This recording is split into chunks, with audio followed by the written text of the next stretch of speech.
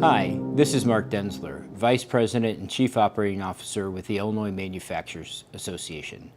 Coming to you a week before the primary election in Illinois, where Illinois voters will head to the polls on Tuesday, March 15th to cast their ballots. There's a number of elections that are of prime importance to the manufacturing community in the state, including the selection of presidential delegates, candidates for the United States Senate and Congress, and many members of the General Assembly are up for election this year. So please make sure that you get out and vote on March 15th and encourage your friends and your family and your business colleagues to make sure that their voice is heard and we elect pro-manufacturing candidates. In Springfield this week, members of the House of Representatives took the week off and plan to return in early April. The Senate met this week, and one of the highest issues of priority involved the state budget. Members of the Senate Executive Committee met to consider testimony regarding the Unbalanced Budget Response Act. As IMA members may recall, the governor provided a budget speech last month in which he outlined two ways forward to passing a budget for the new fiscal year. The first involved compromise, a combination of budget cuts, increased tax revenue, and major structural reforms that will help move the Illinois economy forward and create jobs.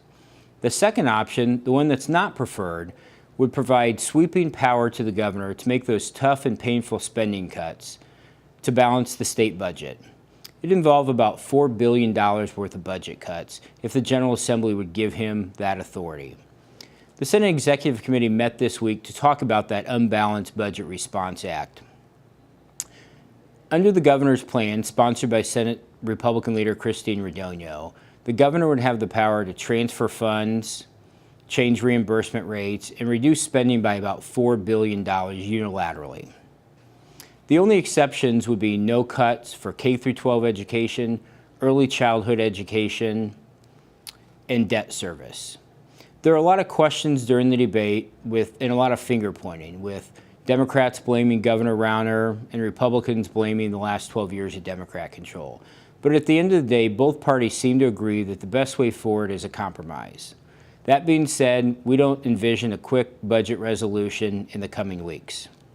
Also this week in Springfield, legislation regarding data breaches moved to the governor's desk for his signature. Last year, the General Assembly passed an initiative of the Attorney General regarding data breaches and what companies must do if that data is compromised. The IMA opposed the legislation last year, and it was mandatorily vetoed by Governor Rauner. This year, the Attorney General came forward with new legislation that also included the governor's proposed changes, and it passed the House and Senate unanimously and now sits on the governor's desk. We anticipate that the governor will sign the data breach legislation, and it will take effect on January 1 of next year. Another issue that's been championed by the Illinois Manufacturers Association and recently passed the House of Representatives involves the quarterly payment of unemployment insurance taxes. As business owners, you're aware that unemployment insurance taxes are paid in the first quarter of the year. This creates a hardship for many small and medium-sized companies who must pay a full year's worth of UI taxes in the first quarter of the year. Take a small business, for example, with 20 employees. They have to pay an average of, say, $800 per year in unemployment insurance taxes. They have to pay that $16,000 in the first quarter of the year rather than spreading it out over 4 quarters, $4,000 each. The IMA has been supportive of legislation that would spread those payments out over a 12-month cycle to smooth cash flow and make it easier for small and medium-sized manufacturers.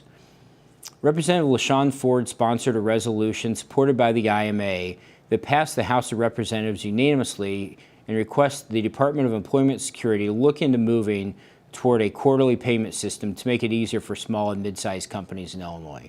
We're pleased that this is moving forward and look forward to working with the department in the coming weeks and months to make that a reality. We're also happy that the Illinois Manufacturers Association has announced we're hosting the second annual Manufacturers Environmental Compliance Conference on November 2nd and 3rd in Rosemont. Make sure you mark your calendars for this premier event of the year that will draw together hundreds of manufacturing leaders and environmental advocates.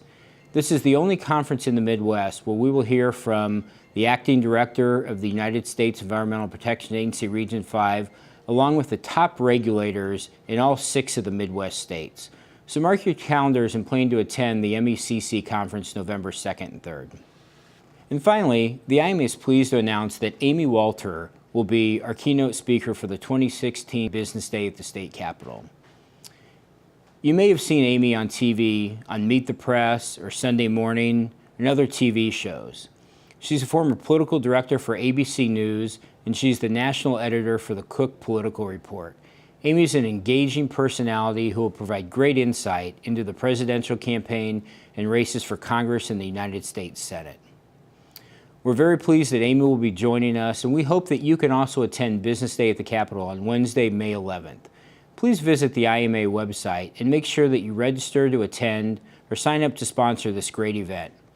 We'll have hundreds of business leaders and manufacturing leaders in Springfield, and this is your chance to be heard, to meet legislators and other key officials. So we hope to see you on Wednesday, May 11th. Thank you very much.